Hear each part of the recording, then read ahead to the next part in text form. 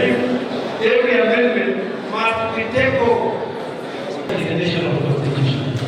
The working of the school with the ideas of program because amendment is also being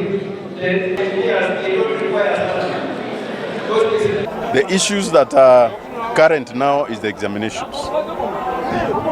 We are still telling the government that teachers who are invigilating and supervising are underpaid because a supervisor is paid 600 shillings per day.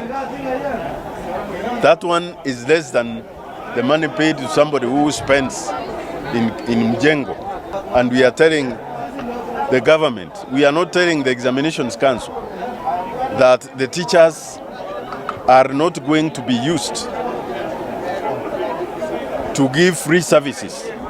It's very clear that our teachers are not happy with the 2.75 reduction towards medical, what we call SHA. They are now calling it SHA, not even SHA or SHA. Yeah, because our teachers lost the medical allowance, they don't expect again to have another reduction made on their pay slip because the medical allowance was taken away.